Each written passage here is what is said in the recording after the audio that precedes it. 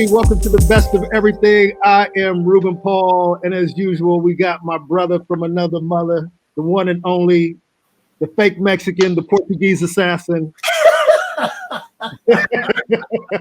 My brother, Mr. Johnny Sanchez. But once again, I'm excited.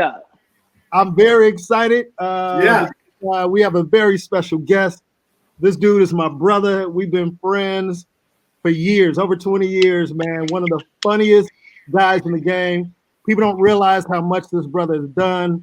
He's a fantastic comedian, writer, actor. He produces stuff. He gets shit done. Parking lot fighter. He does it all. He'll cuss you out. He'll do it all. The one and only, my brother, Mr. Guy Torry. What's up, GT? Yes. Guy Torry in a place to be. Got kicked out of Trump University. What up, fellas? Hey, man. It's good to see you, man. I mean, there's so much we can talk about. I've known you for so long, so doing these interviews are kind of tough because you're doing it for the people listening. You're breaking up a little bit. Yeah. You're breaking up. Is that better? Can you hear me? Is it just me? I can't hear him. Is you too, Johnny? You can't hear him? I can hear you, Guy. Right. Fine. I can hear you, Ruben. Okay. Can you hear me? Can't hear Ruben. Can you hear me? I can hear you. I can hear you, Ruben, but Guy cannot hear you. Yeah, I don't know why. What is going on? I can hear you, Johnny. Okay. So right now, Ruben said, "What is going on?" hey, they're trying to keep black people from talking to each other. I guess it's just, Hey, the blacks and the Mexicans need to come together anyway. We might as well come together. I know, and we're stuck in the middle, man. Yeah. Mexicans are stuck in the middle. Oh, okay. Yeah. He jumped off. Come back, right? Gee, is that good? Can you hear me now, guys? Yeah, I can hear you now. Yep. You can hear me now. Okay. Yeah. So, hey, it was just that quick. I had to blow on it. I had to blow on the cord. Nintendo style. All right. But Guy, like I was saying, there's so much we could talk about. But I just want to start with how you feeling. I know you started going back on the road during this pandemic. How has that been? Do you have reservations about going out? Because some people, I know some haters or whatever try to say, hey, you're putting people in danger by going out, bringing them. Like, what are your thoughts and how are you feeling about everything? Well, I wouldn't call them haters. I'll call them just people who have a different opinion, and that's understandable and respectable because I was on the fence, to be honest, man. But I'm quarantined by myself and I fell out with all three of my personalities, me, myself, and Guy. So, so if I wasn't on the road soon, man, something was I was gonna snap and kill myself, and all three of us. So anyway, I had to get on the road. But I had mixed feelings, man, because I had been off so long. I've never been this off so long in my entire career. We're talking 28 years. We're talking 30 to 35 weekends on the road a year, and just like 4 months of nothing. So it was wild getting back into even packing was strange because we have a routine as comedians. We have a routine and we're very anal. We're very picky. It's so routine was off, and then traveling, where people don't want to wear masks and things like that. So traveling was interesting, and then the hotel, going to a hotel, like whoa, they have no gyms open, the restaurants not open, no room service, no maid service, nothing. So it's all weird. And then going to the club, what I did was I brought my own microphone. So if you comic out there listening, you or anybody, a public speaker, a singer, or whatever, bring your own microphone. Because before even COVID, I was starting to bring my own microphone because comics do some nasty shit to microphones. Put them in their mouth, the spit, and put them in their pants, up their ass, and drop them on the ground. And then sometimes we're talking, our microphone hits our lip or hits our tongue, and I'm like, So bring your own microphone. And I've been out to 4 clubs already. I went to, Memphis, Chuckles.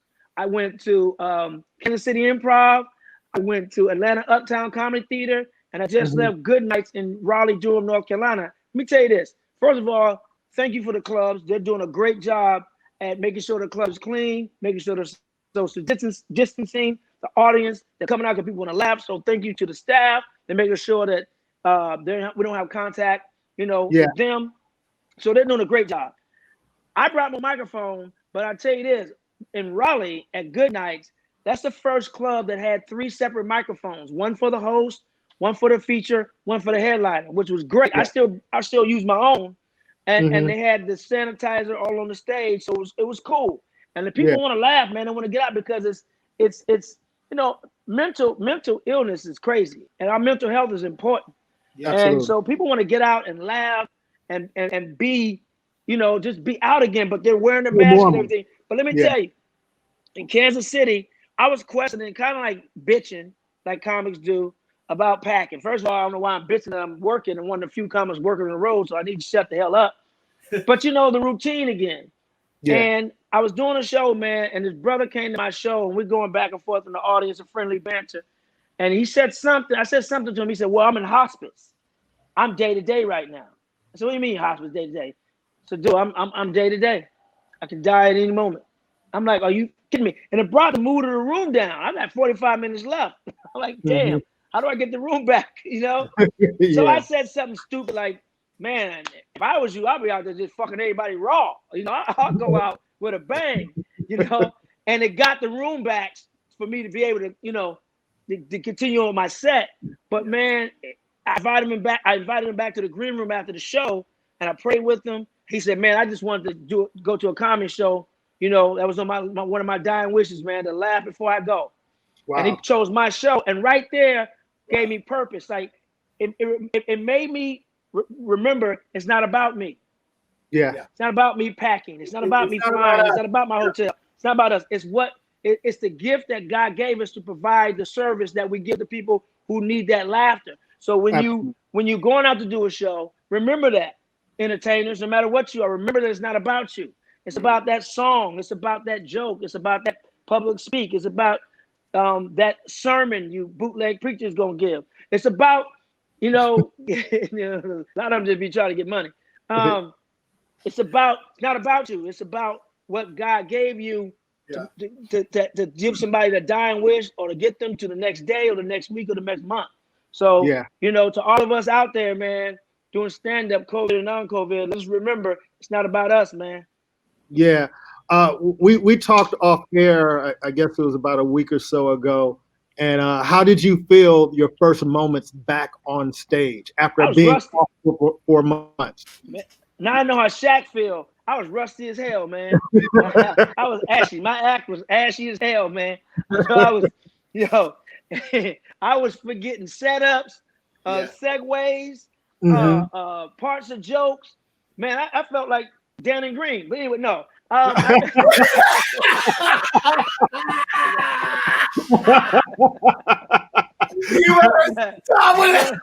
You are a horrible guy. I felt like Ursi. Now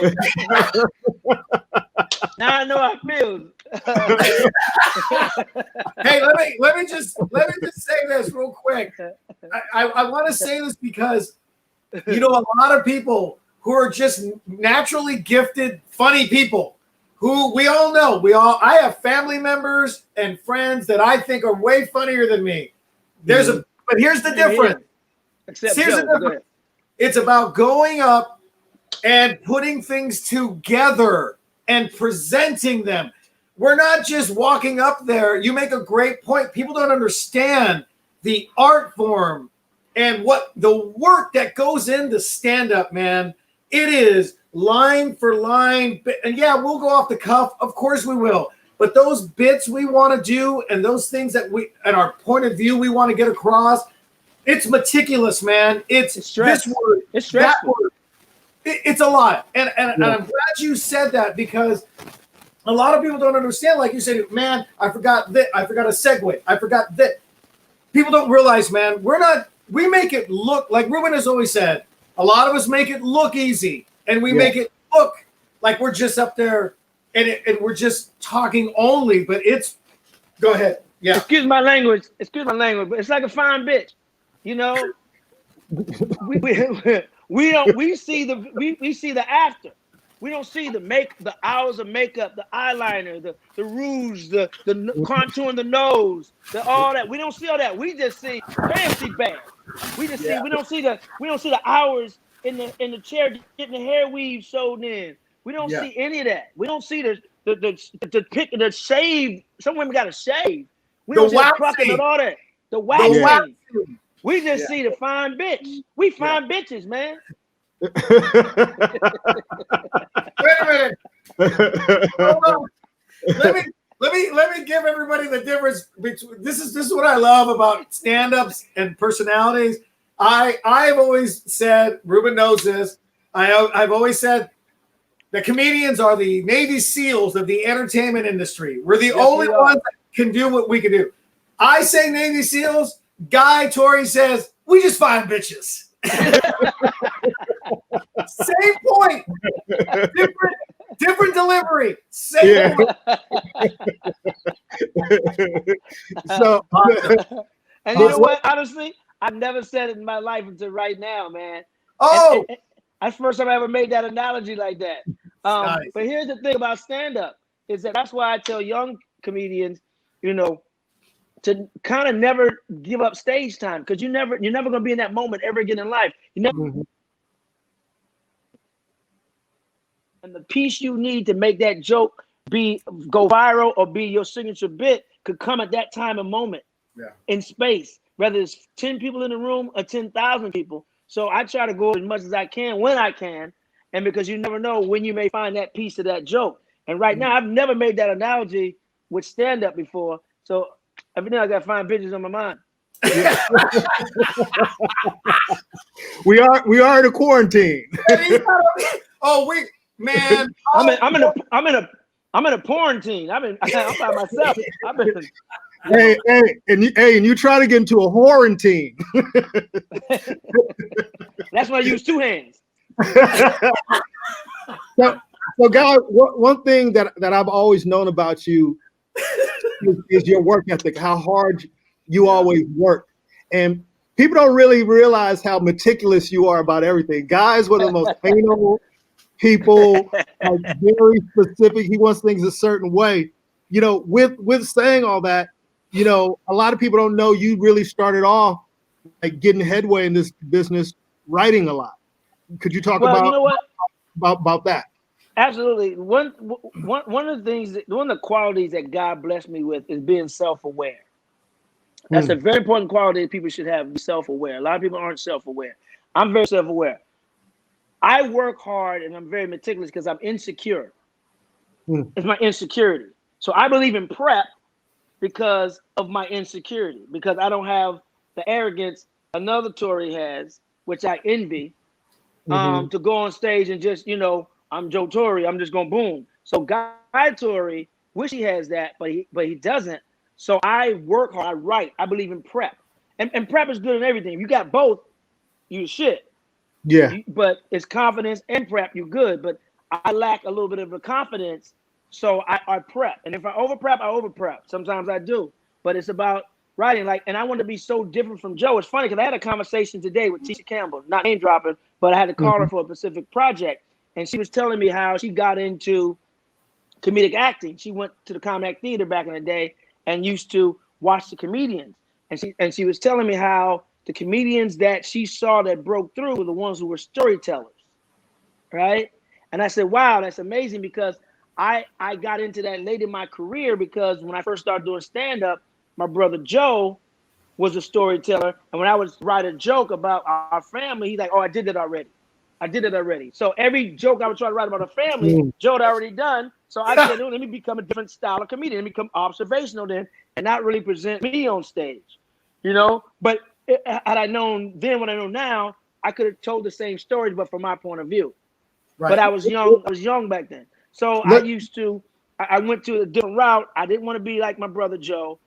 So I started just being observational and more political, and became more of a writer, whereas Joe is he can write, but he relies a lot on his quick wit and his bravado and his he has way more confidence than me and Trump. Let's back up to you saying the lack of confidence, because one thing we know in stand-up comedy, confidence is everything.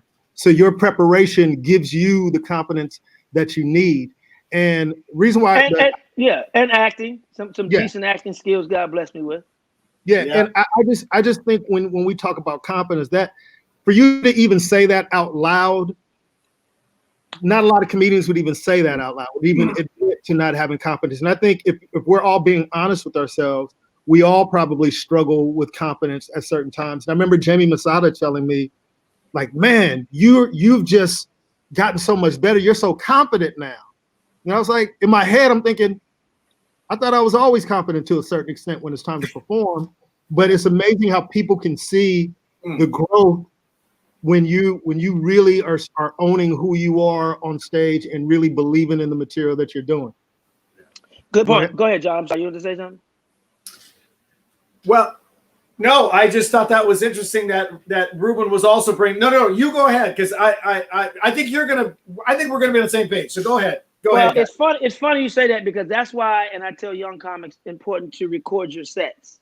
Yes. Because you can go back and look at the growth. You can see the growth. When you're in it, you sometimes it's so gradual. Sometimes you don't grasp it, right? Mm-hmm. I just recently, because of COVID, got even more spiritual, like I used to be back in the day. Y'all knew me when I was celibate, because before COVID, I was in an entanglement with God. Now I'm in a full-blown relationship.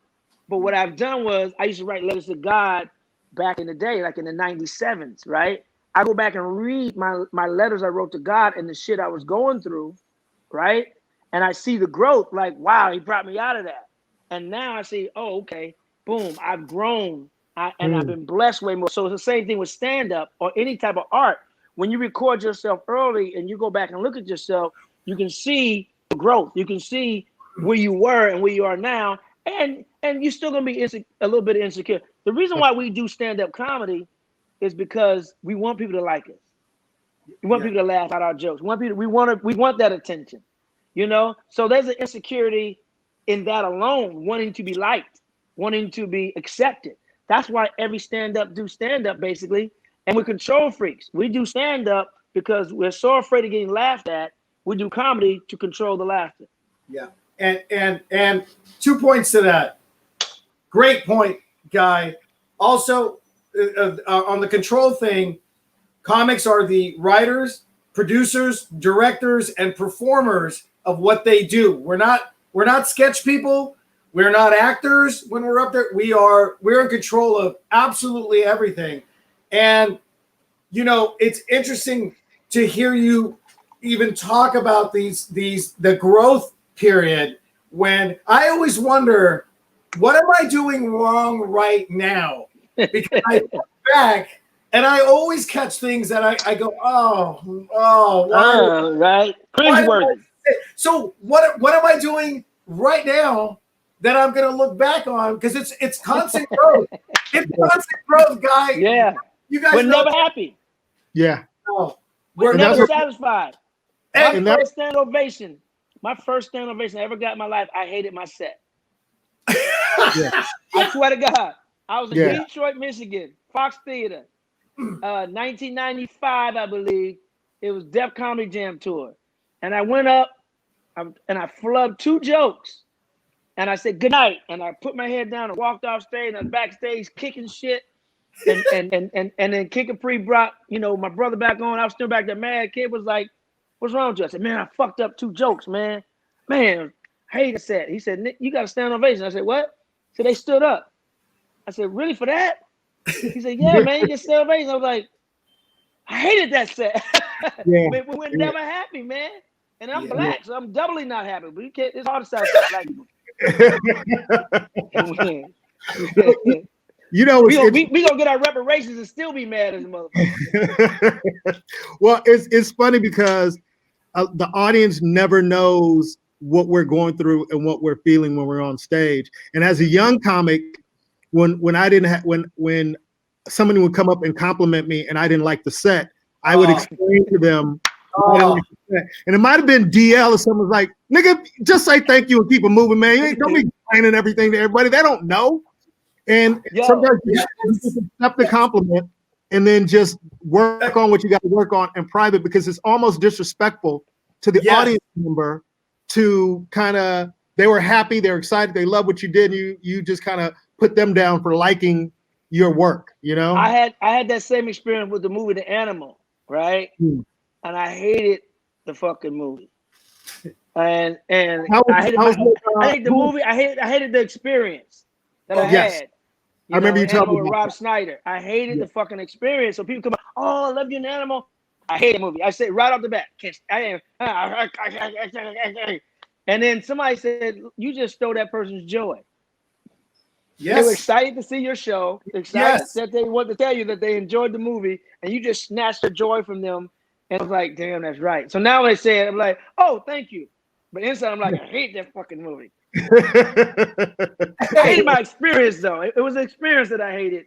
Probably one of the worst experiences I've ever had shooting a film. Okay. Well, why is that? Huh? Do you want to go into why? Yeah, it's just that Rob never made it comfortable. I think he controlled it too much. And me being a young actor, want to be respectful. He was really almost trying to tell me how to act black and not bring me to it. If you want to actor, hire just an actor to read the lines. But if you wanted somebody going to bring, excuse me for third person, the Guy Torry to it, then let me do my thing. And this is off of, coming off of movies that allow me and TV allow me to be me and embellish and trusted me. But when they didn't trust me, and I knew that in rehearsals, I wanted to quit before we started shooting. And I got talked into staying. I thought it would be different, but it wasn't a different experience. So, and I have no quorums, saying that publicly, because it's just I can't be fake. I gotta keep it 100, and I just have a good time. Rob, hey, good luck, buddy. Well, let me say this. So from going from your worst experience, I'm just guessing. For me, looking at your vast resume, the best experience had to be doing Life with Eddie Murphy, Martin Lawrence, Bernie Mac, and the list goes on and on. I never get jealous of my friends. I always celebrate my friends. But I got to tell you, man, I won't say jealous. It was just an envy to see all my brothers in that movie. I was like, damn, man, that would have been great to have been a part of. Tell us about that experience, dude. That was a blessing, but I think that my most favorite experience on a movie set has yet to come. I'm doing a movie called Deep Butt, where I play Brianna's thong. It's gonna be it's gonna be a hairy robe. I'm gonna sweat it out. I think that's gonna be my greatest experience ever in the history of film. What's the name of it again? Deep Butt? Deep Butt. And I play thong. You play a thong? Yeah. But let me piggyback on that real quick, man, because you playing a thong too, or you playing the tampon? Which one you playing? Guy's an idiot, man. So just so everybody understands, movies and television, everything looks great at the end product. At the end, after it's produced, edited, and put out, everything looks great. And a lot of people don't understand that, man. There's a lot of bad experiences in this industry, man, that we were not anticipating. I still think Ruben and I know I'm probably repeating myself for anybody who's listened to us, but again, I almost feel like if I ever got to the point, Guy, where I was teaching an acting class, I wouldn't even worry about the person's acting. I would put them through the regiment of, listen, the DP and the gaff guy. What's it? All these Gaffer. Yes. You gotta get you more movie sets. Movie sets. Yes. But all the people involved, from the casting director to the director, the producers, I mean, I would rather talk to them about that. Like, here's what you're going to experience. They're not. Some people aren't going to talk to you, or they're not going to treat you right yet when you get on. There's so much that in acting classes, I look back, Guy, and no one touched on any of that. I can tell you right now, none of my acting coaches ever touched on what is going to happen here's the worst case scenario. In other words, they were just focused on your on camera look, right? Not even. And you know what? Honestly, in all my acting classes, no one even focused. No acting coach ever focused on hitting your mark, man. A lot of people don't even realize there's a piece of tape. Yeah. And you gotta hit that mark while you walk in, talking in character, remembering and find your lights. And find your lights. Yeah, and looking, and you have to look natural doing it all. Yeah, and be yourself. Be yourself. React how a natural human being react, but don't react like you because it's not you. You're playing another character. Right. It's funny you say that because what I would teach if I was an acting coach was confidence. Yeah. Confidence. Because that like we said about stand-up, confidence, there's a lot of people who never acted before who kill their first time doing a role because of their confidence. Yeah. Mm-hmm. They don't have the insecurities that actors have because once you start, because I didn't take a lot of acting classes. Every time I started, I would book a movie or TV show or a tour. So I never really finished. So a lot of it was really, again, my insecurity and really paying attention on set.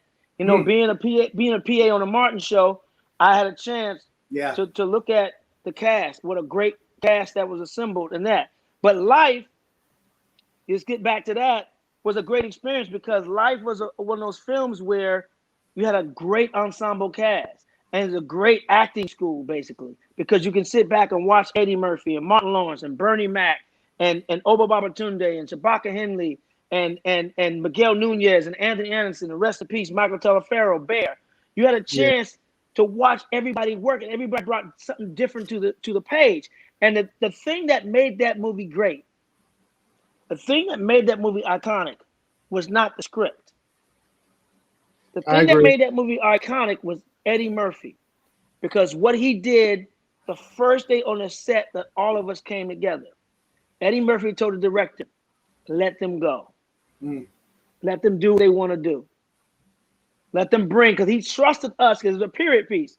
Because when you're doing a period piece, you got to remember, if you ad lib, it's got to be slang that was period, that was relevant back then.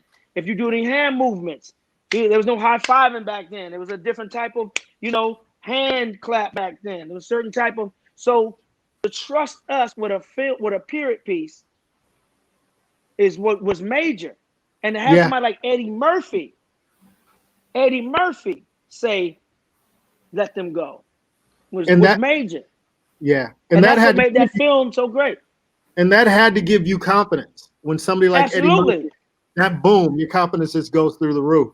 Not only did it give you confidence, it made you step your game up like, oh shit. Because now you were the great Eddie Murphy, the great Martin Lawrence, the great Bernie Mac. And then you have actors who weren't comedians who were just solid actors, which was Oba Babatunde, Shabaka Henley, and Brent Jennings. I mean, you had that level of actors as well. Anthony Anderson, who did stand up for a minute, but was really known as an actor more than a stand-up. So Miguel Nunez, who could have done stand-up. But you had the discipline and the respect of a cast and a director who was fun and kept the set light. So I mean, it was my great experience in TV film, because I learned a lot back then. And it was just such a great piece. I've only seen the movie twice, but it was a great experience because I can't watch myself. Yeah, that's interesting. Well, I can understand that. Unless I'm in the mirror banging a chick, I can watch. I can watch myself all day long. You stupid. Hey, I see myself about 1,000, 1,500 times. Hey, and you just touched on something where you said you was a PA on the Martin show. A lot of people don't know that. Yeah, a PA is a production assistant for you guys listening and watching. And if I'm not mistaken, didn't you write an episode of Martin?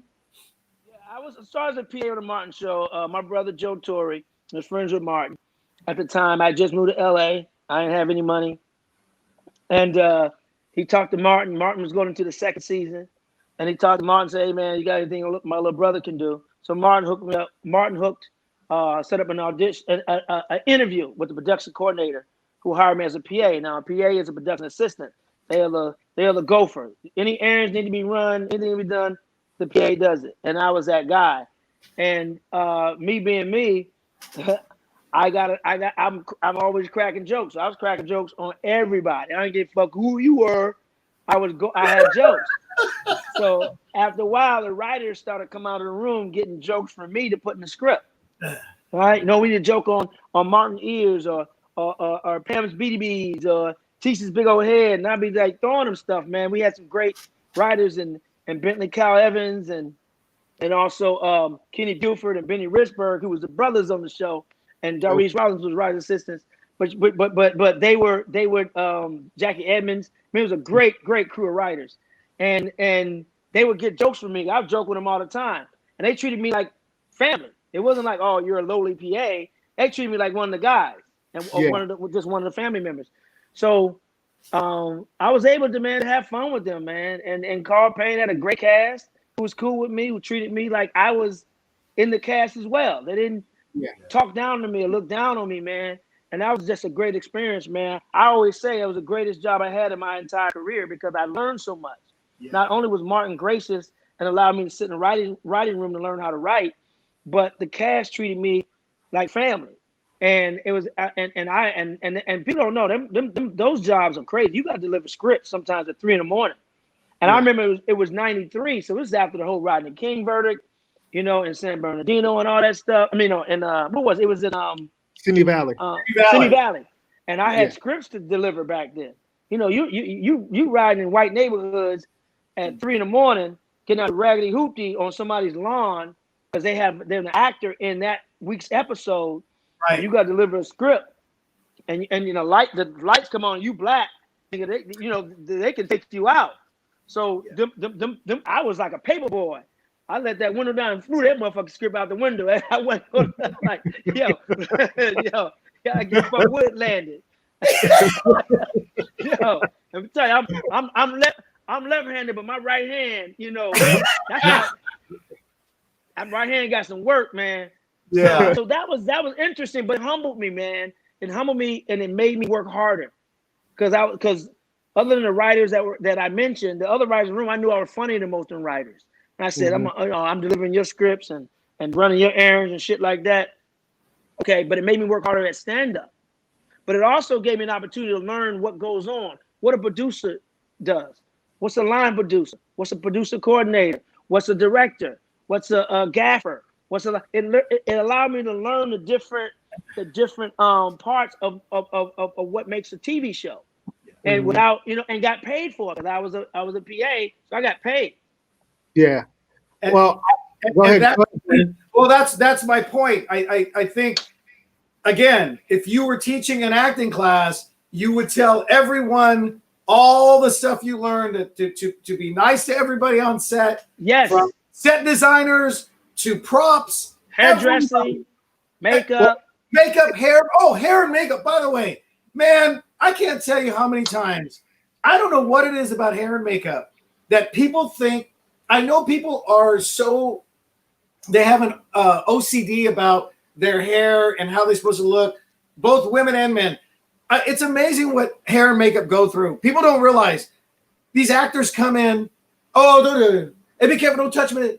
I always use this eyeshadow, so don't like. It's unbelievable. They have a job, man. Their job is to put that on for the lighting and the camera. It's not about you going out to the nightclub. But go ahead. Yeah. The biggest thing I learned from being in hair and makeup is that white bitches wear weaves too. They be in there get that shit sold. All these years I grew up, exactly. I just thought they had natural hair. Let me tell you something. You want to talk about our sisters wearing weaves? No. Them white bitches be wearing weaves too. Yeah, absolutely. We just expect them, and the Mexican ones too. We just expect Mexican women to have long ass hair. Not get it twisted. The brown be having some tracks too. Hey man, let me tell you something, and no names here, but I remember my first season of I came into Mad TV at season 13, so obviously most of the hair and makeup had been there for literally almost the entire time, and I remember they had Don Imus hair by then. What's that? They had Don Imus hair by then. And I remember this new cast member. She walked in and she showed up with her makeup and all of her hair stuff and said, I only want you using that. But she went on and on. Guess what? What? 4 episodes. Gone. Bye. Really? Gone. But see, I don't have a problem with that. Yeah. I'll tell you why. Yeah. I bring my own makeup everywhere I go on set because as a person of color, you know, the racism and the systemic racism works in Hollywood too. So a lot of these hair and makeup people got fathered in or hereditary in those jobs, and you get a lot of white makeup artists or hairstylists who never cut black hair, who don't do a lot of black people, and they got only a couple of shades, and black people come in all different type of shades, and they have you looking fucked up. They have you looking dead with all that anti-shine, and it's like no. So I've learned ashy is a motherfucker. Right. No. It's an issue. But I found out Pam Farmer, who's one of my favorite makeup artists, Pam Farmer, would write down. I request her when I could, but she'd write down what she used. I went out and bought it. So when I show up even to this day, when I show up to a makeup set, I don't know who's doing my makeup. Boom, here you go. And if it's usually somebody black who have it, I say thank you. But usually you get somebody white, who don't. Oh, you just need a little powder. No, bitch. I got uneven tones. I look like the Obama poster. So I'm gonna need some foundation. I'm gonna need to be even. They just want to put powder on you and let you go. Man, I'm number 2 on the call sheet. You're gonna spend some time making me look, regular but not too pretty. Yeah, the best you can look for the project. I think. But God, you would obviously come in professionally and say, this is the stuff that I prefer to use. Oh yeah. You know what I'm saying? You're not gonna walk in on it. I don't think you're the guy that walks in and goes, look, I don't care. You know what I'm saying? No, it's not at all. Yeah. And I want to say this too before I go any further. The views and opinions expressed by Guy Torry do not reflect this show. I know I've said the B word a lot of times. I mean in love. I don't mean any disrespect to you bitches out there. No, to the ladies out there. I'm not that type of guy. Yeah, I just want to say I'm not being disrespectful, ladies. You are ladies and not the B word.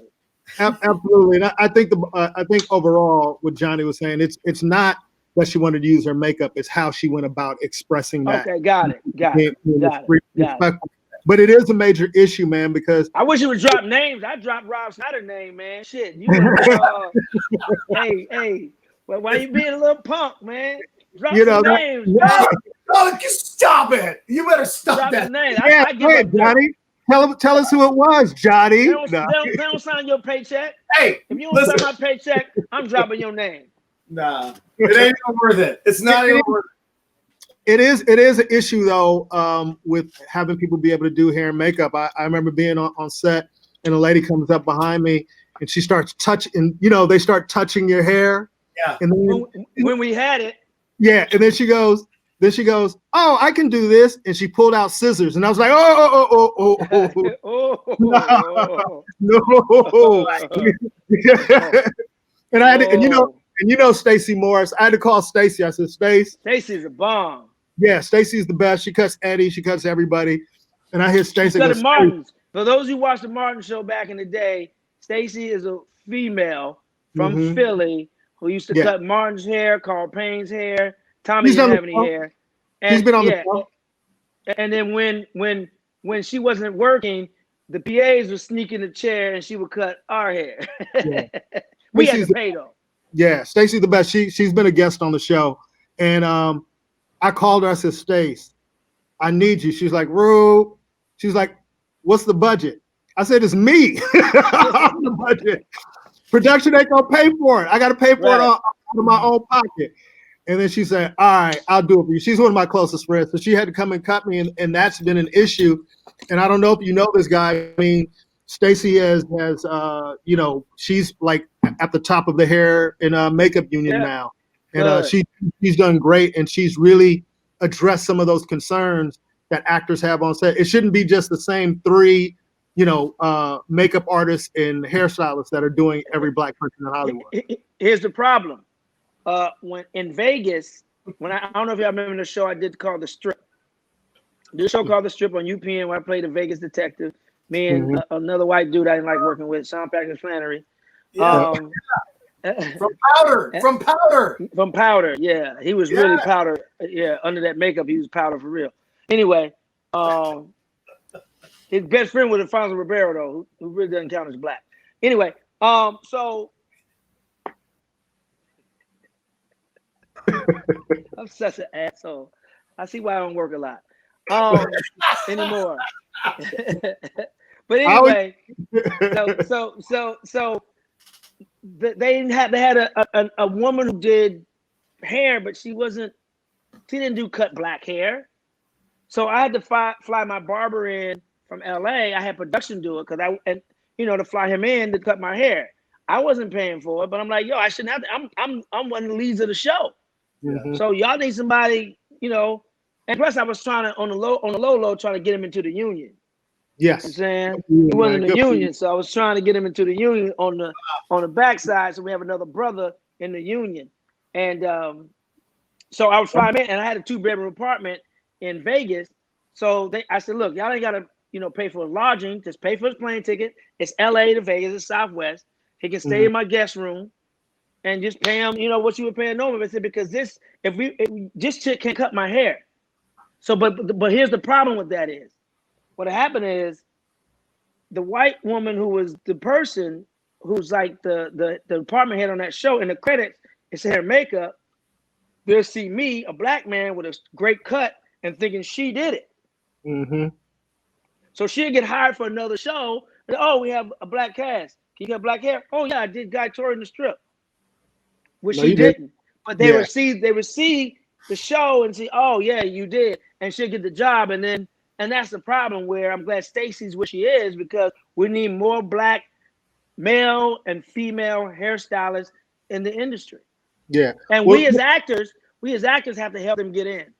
Absolutely. And that's very important in all aspects. I think even, we talk about the hair and makeup, but as you alluded to earlier, even now in 2020, there's still not a lot of representation of us, Black, Latino, even Asian on television and movie and films at the level that it probably should be. And when we do get in those positions of power on these sets, when you are a producer, it's so helpful when you bring people of color in to the writer's room, hiring actors, hiring behind, what do they call it? Behind the scenes, people. And a lot of people don't do that. And I remember a piece of advice that I got, and you made me think of it when you talk about helping them get in the union.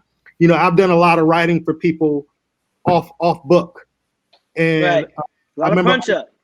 A lot for a lot of people. And Owen Smith called me one day. He was like, "Look, dude, tell them." Yeah. Owen was like, "Tell them," his exact words. "Tell them motherfuckers to hire you, man, so you can get benefits, so you can get in the union, so you can get all these other things, because that's what's really going to move your career forward." Now, you might get money from these stars or whatever paying you out of their own pocket, but that doesn't really move your career forward. So the fact that you even thought to hire your boy to try to backdoor him to get into the union, man, that's big, because now he can eat on his own because you helped him do that. You know what I mean? He doesn't have to be dependent on Guy Torry. And to that point, for you men out there who are helping these people get into those rooms, do it because you want to see them in the business. Don't dangle a dick carrot in front of them. Don't dangle sex in front of women saying, if you do this, I can get you in. No, just do it because we need more people in. Now, you lame game ass have motherfuckers who dangle a dick carrot in front of men or women for favors is bullshit. Just get them in because we need more people in there. Don't try to fuck. Period. And haven't you noticed that there's that sort of theme and through line with the guys? And you see these guys that are accused of all these things, you look at them and you go, yeah, he was the nerd in school. This wasn't the majority of them were the nerds in school. They didn't date in high school. They didn't go to the prom. No girls asked them to the backwards dance. That's my perception. And when I look at these guys, I go, oh, I know who this dude was. Those people like that either become producers or police officers. Let me tell you something. Goddamn police officers are nerds, punk ass. I'm so glad you said that, because I've always said this to fellow friends and classmates. I said, hey man, did you notice it wasn't the football jocks and the sports guys that became cops? It was the nerd kids, man, that got picked on and slapped in the back of the neck, the slapping, flicking of the earlobe. Those are the guys that became cops. And then they didn't have any relationships with anybody. So they just automatically see people, everything, everyone's a threat. They didn't like maybe they didn't like the Latino dudes or the black dudes in school or whatever their thing is. But it's a lot of nerds, man, became cops. I know, because quite a few of them in my little. You being nice saying nerds. I'm saying some bitch ass dudes. And by the way, 100. Since we're on this, and Ruben just brought up punch ups, I want to tell a quick story. Since I mentioned the parking lot, I have to bring up this story. Ruben, I only knew Guy like that. That's the guy that I knew at the Comedy Store, right? Every time I see it, big smile. Johnny, what's up? How you been? How you doing? I did not know the other side. Of course, I've only known him as Guy T, but it's Guy Torry. But to me, he'll always be Guy T. We're in the parking lot, Ruben, and I have to tell the story because I put what parking lot? The parking lot of the Screen Actors Guild Credit Union in Toluca Lake on Pass. Now the old one, Ruben, not the new one, but the old one by Kinko's. Got you. I know which one you're talking about. It's now Kinko's, but at the time it was the Screen Actors Guild, and after Credit Union Bank, and the parking lot was huge. So not like the new one down the street. This one, plenty of parking all the time. I knew this security guy, this black dude. He was about 5'10" and the same weight, I don't know what, a $1.05 maybe guy at that.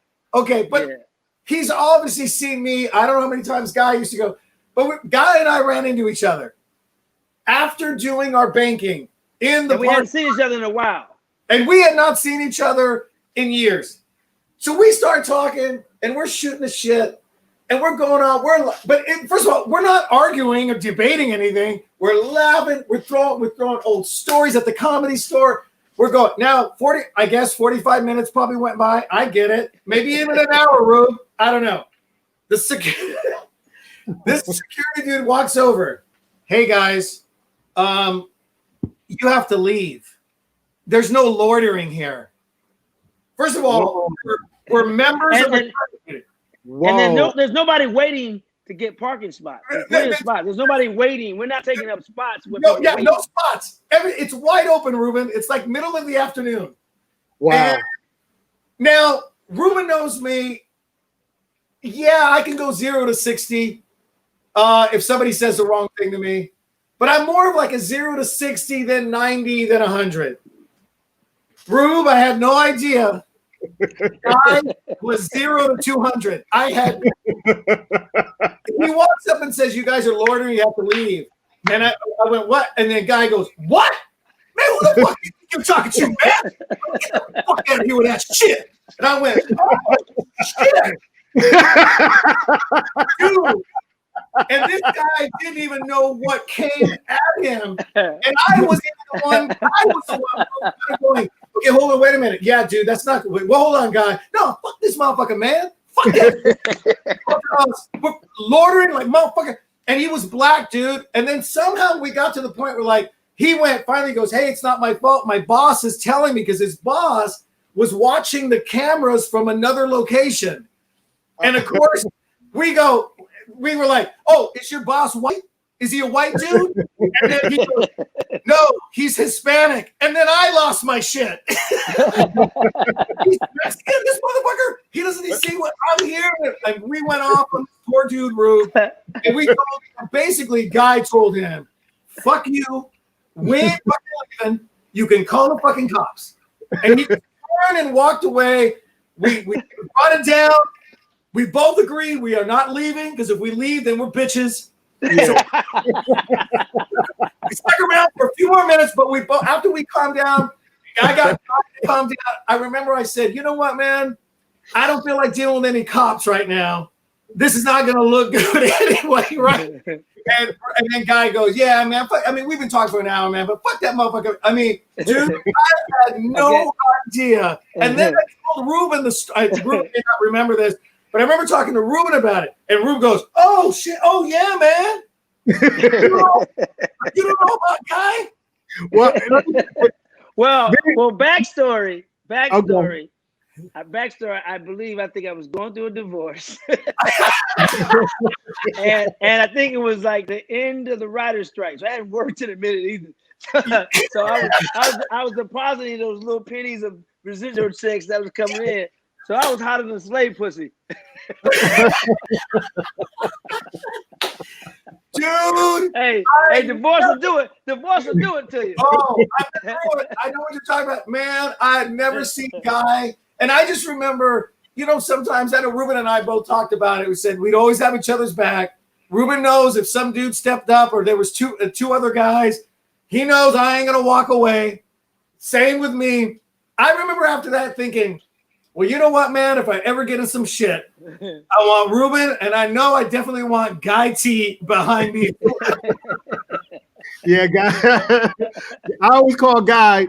And I always say this to his face. Because somebody would just come up to Guy, and then Guy would just hit him with 4 or 5 jokes. And I always look at Guy and go, you are the coolest asshole I know. Hey, I'm a bleached asshole. I'm an asshole, but I'm bleached. For those of you who watch porn, know what I'm talking about. White porn stars bleach, the women bleach their assholes. Yeah. So it's an asshole, but it's bleached. So I'm a bleached asshole. But you know what's you know what's cool about you, Guy? You know, they always say, you know, give people their flowers while they're alive. But you know, me and Guy always give each other love, man, through the years. Oh man. You've always been a consistent person. Like no matter if you're doing Pearl Harbor or you're doing a spot, at the local comedy club at the Comedy Union, you've always been the same dude with the same energy. And I think obviously it's a tribute to your parents, how you were raised. I think you being, like you said, being humbled in this business, starting from a PA and working your way up. And I just want to let you know, I've always appreciated that about you. Like I could call Guy Torry and haven't talked to him in 6 months, and he gonna pick up the phone like, "Hey, what's up, Ruben?" And it's like you pick up right where you left off. And we both know everybody's not like that in this business. I appreciate that, man. And I used to say the same thing, like, I owe it to my parents. But then me and Joe got the same parents. So I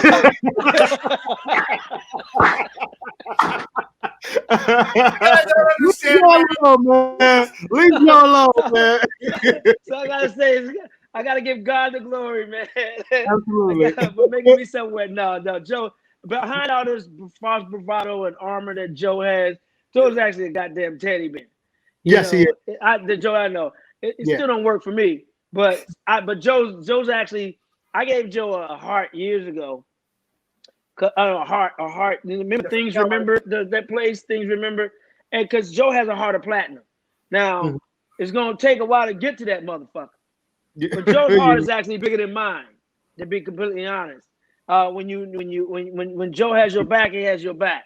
But I appreciate that, man. But it's just, man, I think starting as a PA, man, and just God allowed me to be self-aware. It's just started. It just allowed me to be myself because you know what? I remember an interview years ago from running back Edgerrin James when he was with the Indianapolis Colts.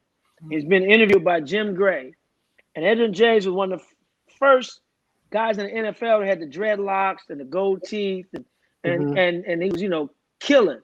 And I remember Jim Gray saying, "Man, he said something to the point like, man, you don't fit the stereotypical NFL player. You got the dreadlocks, you got the teeth." He said, "Man, I'm just being myself because it's so hard trying to be somebody I'm not." Mm. And when I heard that, I was like, That's damn, because it is. And in this industry, in Hollywood, man, so many people are not who they are. That's why I say Hollywood is Halloween every day. Mm. Hollywood is Halloween every day. People are wearing masks. They're not who they really appear to be. They're just putting on a mask and either tricking or treating. Yeah. Hollywood is Halloween every day. Every day. And it's like, that's why Halloween ain't that special out here, because motherfuckers got on masks every day any damn way. And Hollywood is dressing everybody up for that occasion. Every actor that comes through, they're manipulating. Yeah. Oh, why don't you be this? By the way, let me tell you quick. And this is no knock on Hollywood. It's just it is what it is. It is what it is. Not to sound like Trump. Not to sound like Trump with COVID. It is what it is. Hey, so let me tell you real quick, since you were talking about Joe. You know, I never knew Joe very well. I only knew you. Ruben, Guy had kept asking me to do his Fat Tuesday. Do my Fat Tuesday, man, because we would run into each other at the store. I said, you know what? All right, I think I'll do all right in that room. I think I'll do okay. Man, you kill it, man. Come on, do my room. I said, okay. He booked me on whatever that date was. I show up. Guy's not there that night. Joe's hosting. I don't know Joe, but I'm already anticipating, you know, Guy, the twin or the similar, or so I remember I walked backstage, man, dude did not even know who I was. Hey man, my name's Johnny Sanchez. Yeah. What's your credits? What you do? I go, just say that. Okay. And he walked off. And then on stage, this is how Joe brought me on, dude. He goes, hey, man, I got some dude coming up next. I don't know who the fuck he is. Oh, God. But apparently, he's from, I guess, Mexico. Oh. And he said, Mexico. That was my intro from Joe Torry. Yo.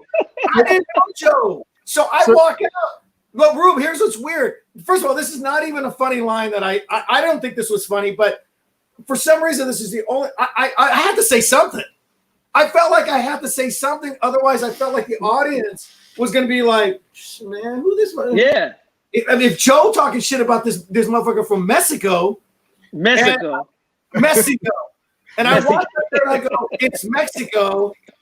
I said, and by the way, get it for Joe Torry. He's from Afriba. I said Afriba.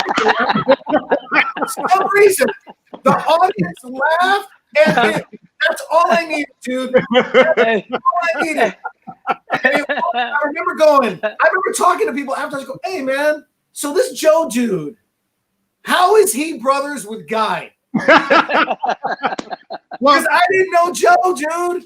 Wait, Johnny, no disrespect. No, this is. I don't need him coming at me either, man. I don't need him coming at me. Johnny, you know the story. If he does. Johnny, you know the story that I tell sometimes on the podcast on how ruthless comedians, veteran comedians, used to be to young comedians coming up. Yes. And remember I used to say the line, "He'll be back, but not in this motherfucker." Joe Torry used to say that shit. That was Joe. He would, like, somebody have a bad set. He'd be like, "Give it up," or blah blah blah. He'll be back. Not in this motherfucker, he won't. You know what's funny? Two things I want to touch on. One, Johnny Sanchez just people who don't know, Black audiences are fucking tough. Mm-hmm. In a good way, though. In a good way. They make you motherfucker earn your stripes. That's why years ago Roseanne Barr went and did the Apollo, because she said Black audiences are honest. They're gonna let you know if you're funny or not, which is true. Yeah. At the time, Joe was probably hosting Def Comedy Jam and was the shit. So so what he said carried a lot of weight. Yeah. Right? So when he brought you out like that, that's a setup. Not that he was trying to do it, he was just being Joe. That's a setup for failure in a way. Yeah. Because I don't know who this motherfucker is, is already Black audience like, oh, well, shit. If you ain't invested in him, you ain't interested, then why should we be? Yeah. Right? Right. So then when you came out there and did what you did, you basically, bow, hit the bully in the mouth. Because Joe's a bully. Hit the bully in the mouth. Yeah. And like, oh, so the audience laughing like, oh shit, and it was funny. He said Afro, hey, boom, they realized he fucked up Mexico. Exactly. And you came with the perfect response, like, bow, motherfucker, you ain't taking my lunch money today. Right. Yeah. And that's the respect black audiences give you when you, especially when you're not black, and you come in and handle some shit. Because that's what I did on Def Jam. Joe would get everybody else. When I came out on my second Def Jam and talked about poetic justice and talked about Joe, it was like, oh, cool. Boom. Okay, now the bully is getting punched in the mouth. Yeah. And audiences, especially black audiences, respect that because white people come to comedy shows to laugh. Black people come not to laugh. Black people, you gotta prove to them motherfuckers. It's like a white person will see you before you go on stage, like, hey, have a good show, break a leg. Nigga be like, you better be funny, motherfucker. You better be funny, nigga. You better be funny, motherfucker. Okay. And what we're saying in a nutshell goes back to what we've been saying this whole podcast was by Johnny responding to Joe Torry like that, it showed confidence, to the audience. Even though I was terrified. Yeah, right. but Even you gave. We masked it. Yeah, you masked it, and you can, they automatically respected you. It's like, oh, he ain't scared. He's confident. Right. You know what I mean? That opened up. But we talk about this all the time, Guy, and you could attest to it because you fell under the same umbrella. The veteran comedians, when we first started, were so ruthless and so, it made us better, I think. Yep. But if you had a bad set, not only would they tell you to your face you had a bad set, they would go on stage and talk about the bad set that you just had in front of the audience. That's the thing I wanted to talk about. First of all, I had it a little bit different because I was Joe's brother.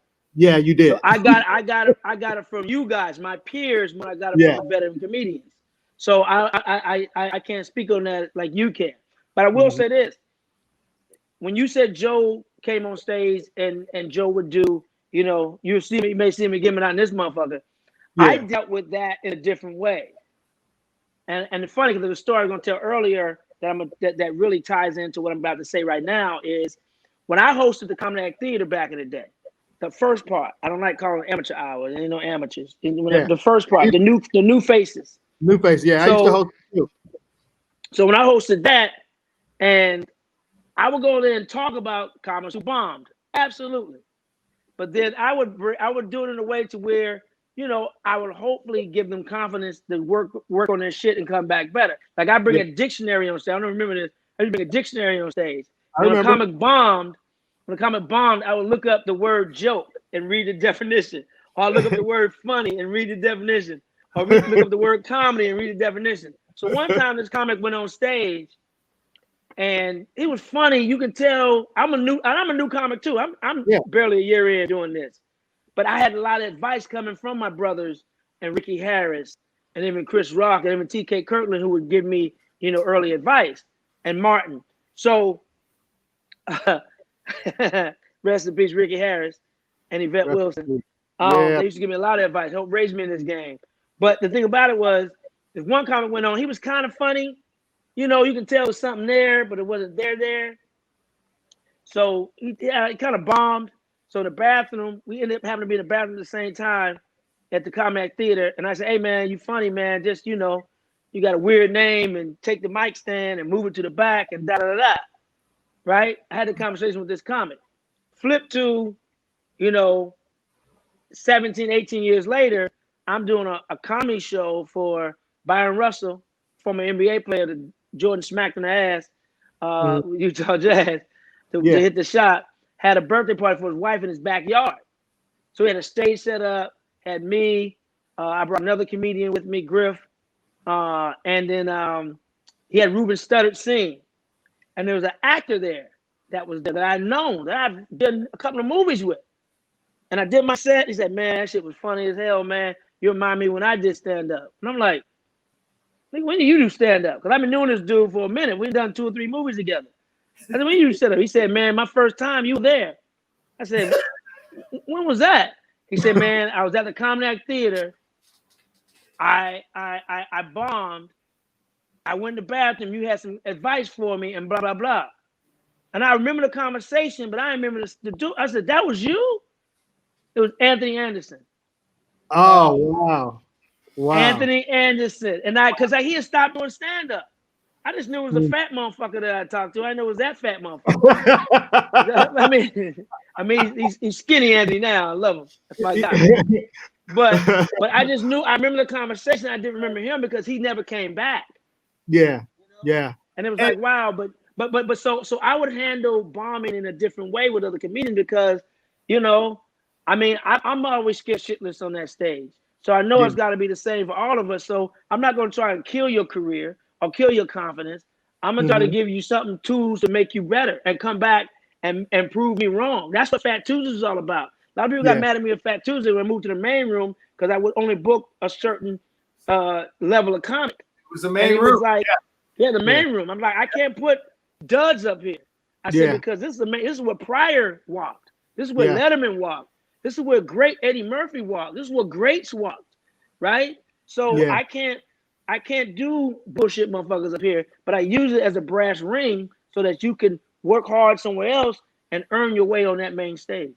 And I will say, in booking a room now, I have so much respect for you back then because until you Ruben Tuesday show, you don't really realize the stress and the work that goes into it. And I just want to say thank you because you used to show me so much love back then to get on the show. Sometimes, man, my brain is fried. Johnny would tell you, it's like, you know, the club has the people that they want, and then you got your friends calling you. Of course, you know, you got your short list of people, you know, that you can go to, or they have carte blanche whenever they want to canceling on you last minute, shit like that. Yeah. And I just looking back now, I'm flattered from the fact like I wouldn't even come to go on, just come to hang out and support. And you'd be like, what you doing next Tuesday? I'd be like, I'm gonna be here. Like, all right, I'm booking you on the show, blah, blah, blah. And you would just constantly show love, not just to me, but other comics who aren't necessarily household names or, you know, just guys you thought were funny that you gave opportunities to. Even comics I didn't like. I booked a lot of comics on that show that I really didn't personally like. Go ahead, John. I'm sorry. No, that's great that you said it because we've had discussions, and Ruben call me sometimes. He'll say, "Hey, man, I'm not a fan of this comedian's style or material, but I think it." And I go, "Yeah, he or she is gonna kill it." So put him on the show because it's about your show. You know what I mean? It's about. At the end of the day. It was years ago, man. I booked this beer commercial. I'll just say commercial because I don't want to give up too many blues clues. I'm not going to name drop on this one. Very hypocritical. So I'll give you a few context clues though. It was a commercial I had booked, and there was two other actors, one a comedian, one a former comedian who booked it too. And I had booked the commercial. I went in, did my wardrobe fitting and everything, right? So a couple of weeks later, I get a call. I'm in a city doing a comedy show. I get a call saying, "Hey, do you have beef with so-and-so, the other actor?" And this is from the other actor in the commercial. I said, "No, it's my man." I said, "You sure?" I said, "What?" He said, "Because he said because my team told me that his team said if Guy Torry is in this commercial, he's not doing it." Now I auditioned. These two didn't audition, right? So I said, "Really?" I said, I'm trying to think in my mind, have I had any disagreements with this guy, this other comedian? I'm like, the fuck? I mean, I gave him love and Fat Tuesday when they wanted to go up. Only thing I said about him behind his back, I'm like, did I say something behind his back that got back to him? And the only thing I said behind his back that man got back to him was, out of my generation comedians, he's the closest person to a legend that we all admire than any of us, right? I'm walking on eggshells. I'm walking on a minefield right now. So I said that's the only thing I said negative about it, but not negative. That's the only thing I said behind his back, and that's a compliment to be compared to one of the greats. So I didn't get the commercial. I mean, I booked it, but then they had to release me, so to pay me because I booked it. couldn't shoot. About 3 weeks later, I'm in this comedian's city doing a comedy club. And I get done Thursday night. I get done, and I see him as I walk out the club. I see him like he saw a ghost. Hey, what's up, guys? Hey, what's up? You know, blah blah blah. I said, man, I'll let you for a minute. It's like he saw a ghost. I said, man, we got any beef? And this is, mind you, after he had done a great job in a movie that was like his breakout role. That I went to the premiere and was like, no, man, you killed that shit, man. I told the other star actor, man, what you did for, so-and-so was great, and let them have free range. Not to mention, when he was in LA for only 3 months, crying about not getting booked, I told him, man, you're talented. Don't worry about it. Just keep doing your thing, and you're going to book. And he beat me out for a role that was his introduction to the big screen, that they actually saw him at Fat Tuesdays before, and that helped him get that role. Anyway, well, Ruben and I already know, but I don't know. Yeah. So I see him. I see him and I say, "Yo, man, we have any beef, man?" Because I did the commercial. He's like, "Oh man, if they wanted you for the commercial, they would have booked you." I said, "They did." So he looks over my right shoulder, and it's nighttime, and he goes, "Hey, Tony," and then ran off into the dark. There was nobody over there. So then 2 weeks later, we're at Fat Tuesdays. It's packed. They're turning people away. Eddie Murphy's in there. Chris Tucker's in there. There's a lot of beautiful women in there. It's star-studded. And Tina, who managed the club, who had my assistant managing the front, came to me and said, "Hey, so-and-so want to go up." Now, this is 2 weeks after, he just looked me in my face and told me he really kind of had nothing to do with that. But I knew at the time he was hotter than slave pussy. And it wasn't about me. It was about who the audience wanted to see. And he said, "Hey, man, you think I can get like 12 minutes, 15 minutes?" I said, "I got you. Let me put this other cat on first because he ain't going to be able to follow you, and I'll put you up." Because it wasn't about me at the time. It was about the room. It was about the audience and who they wanted to see. And this motherfucker was on his way. He's there now, but he was on his way at that point, and he was hot as hell. And those decisions that I had to make a lot of times at Fat Tuesdays. A lot of times, you got to separate your personal shit from business and the good of the audience, because I hold grudges like you wouldn't fucking believe. I'm a grudge holder, and I could have held that grudge, but I didn't. I'm still mad at the doctor who slapped me in the ass when I was born, and I find that motherfucker, I'm gonna shoot him. But I hold grudges like you wouldn't believe. So, but we have to do that. Yeah, absolutely. It's not like, again, it's not about us. Yeah.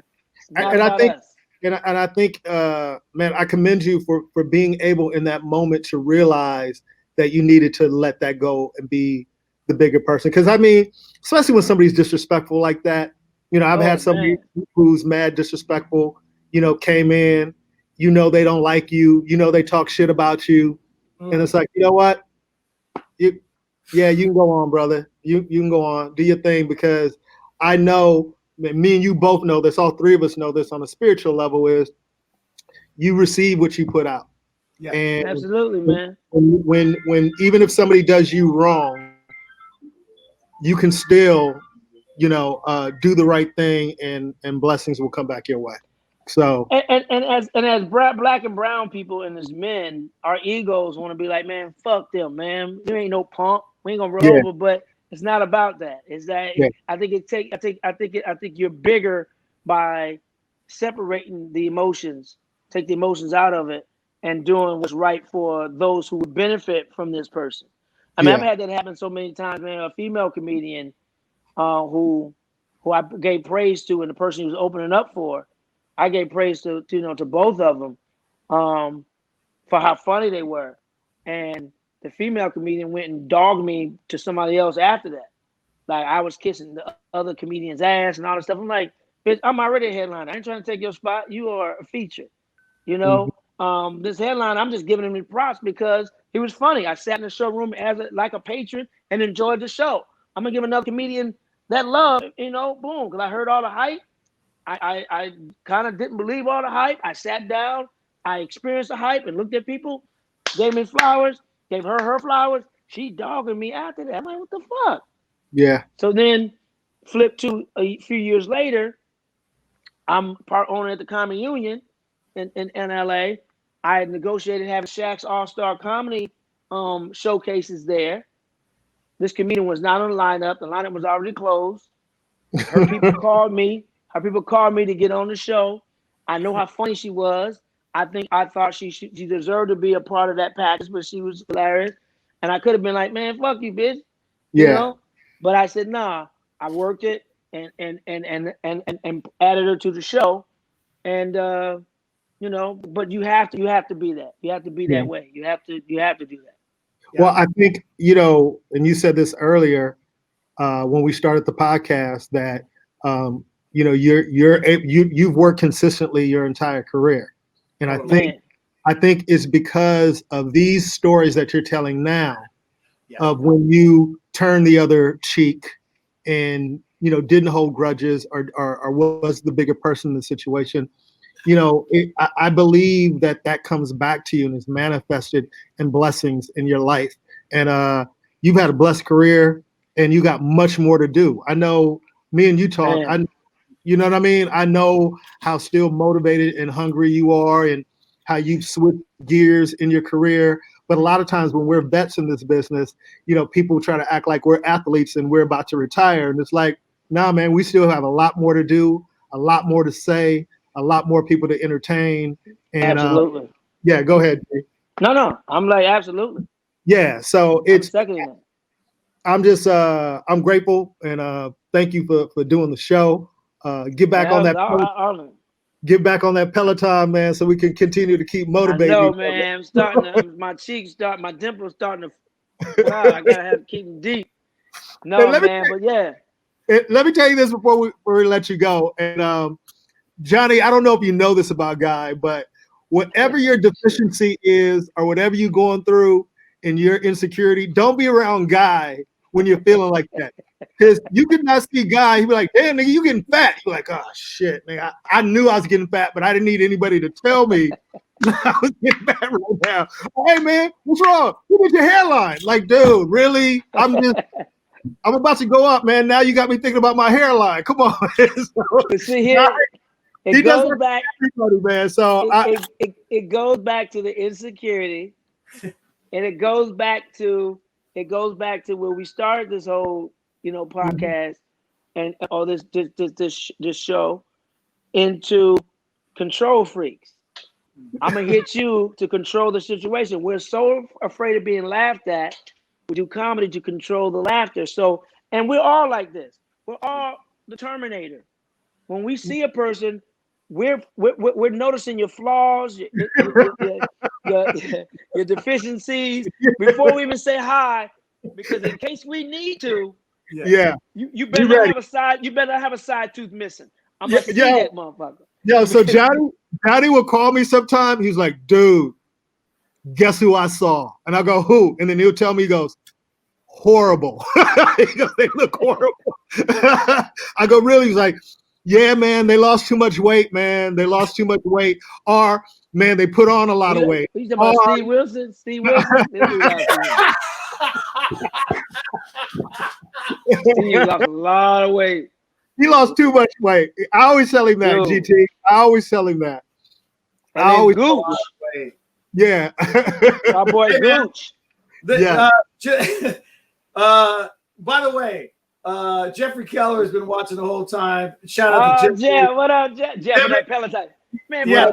He goes, damn, I wish you all would have told me about that 20 years ago. I'd be rich. Stan Felton, who always keeps in he's watched every episode. What's up? Oh, by the way, Juan goes, I rock Fat Tuesdays. All right, Juan, quit Latino. This is the problem with Latinos. The crabs in a bucket. Why don't you just say, good for you, Johnny? You killed me. No, he's got to go, I rocked it better, fucker. I fucking rocked it better than him, fucker. Yo, shout out to everybody who I love Juan. shout out to everybody who chimed in and left comments. Yes. It was great having the great Guy Torry in here. I did not know, is Jeffrey Keller on he's on Peloton too? Man, let me tell you something. And he posts, he looks first of all, he looked like powder. Yes. And when he was at Peloton, man, every day I was like, this is Jeff Keller on the Peloton. This is Jeff Keller. Yes. I just got done. Peloton every fucking day. Okay, Jeff, you bitch ass. Okay. For you guys listening, Guy Torry just poured water on his face like he's pouring sweat, making fun of Jeffrey Keller. He looks exactly how Jeffrey.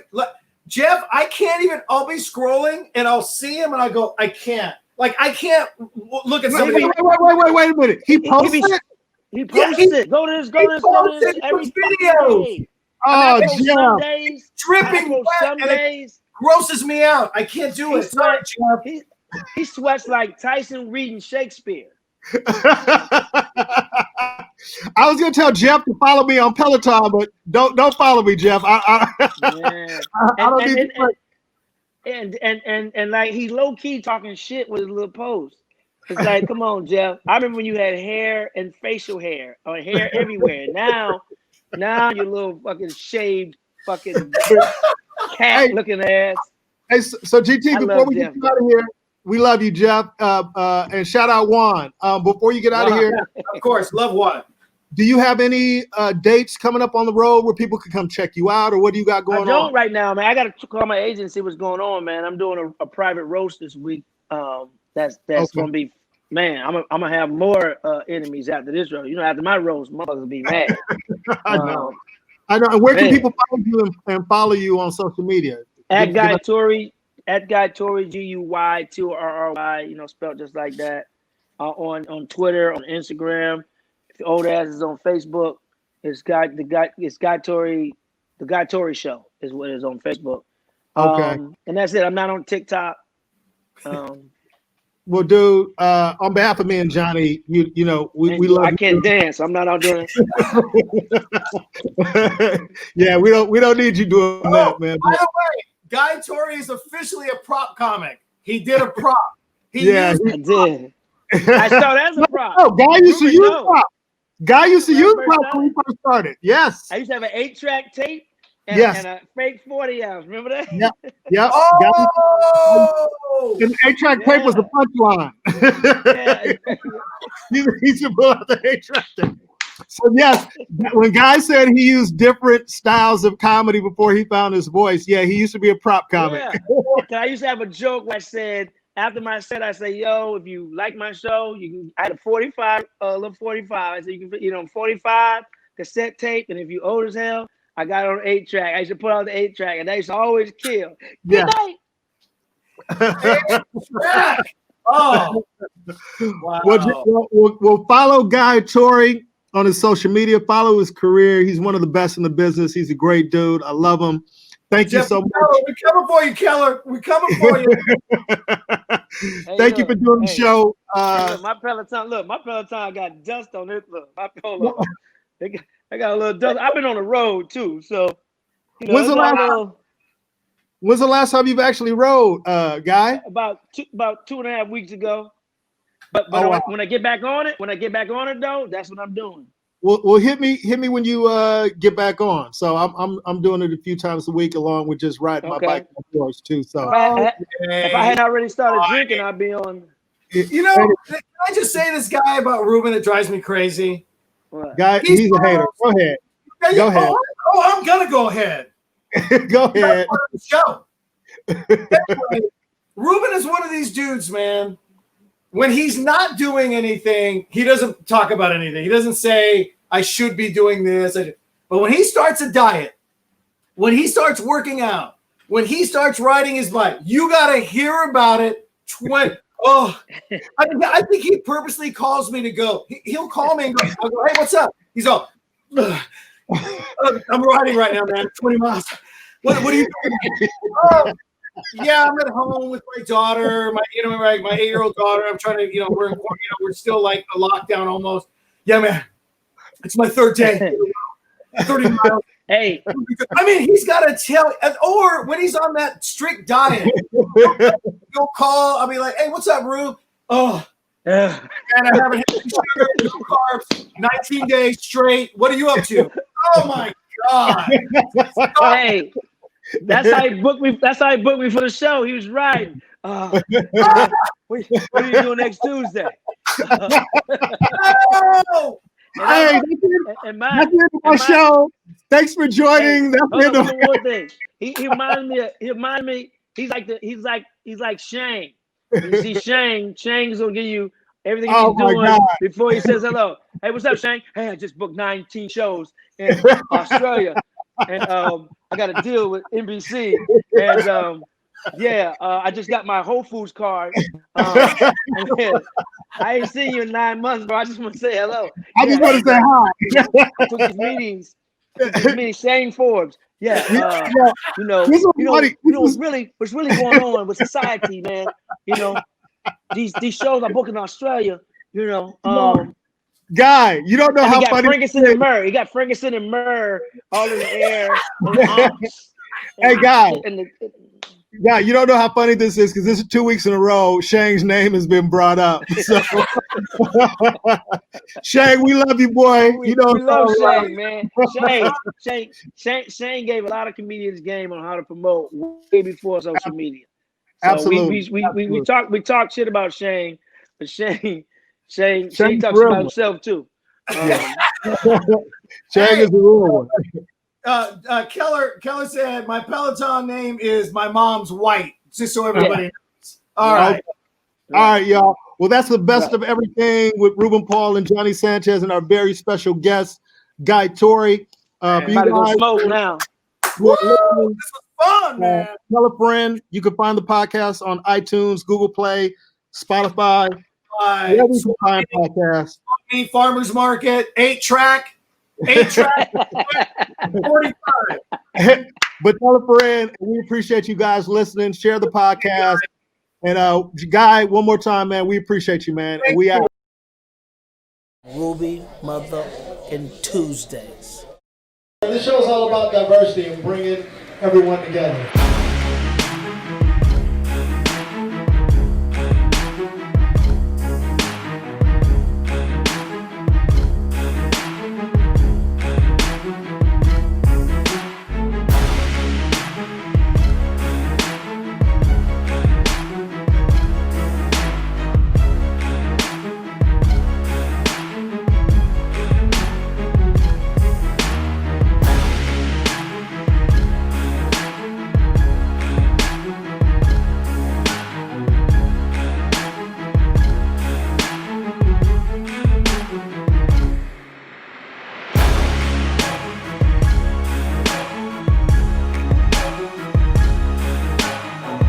You never know who you're going to see at Ruby Tuesdays.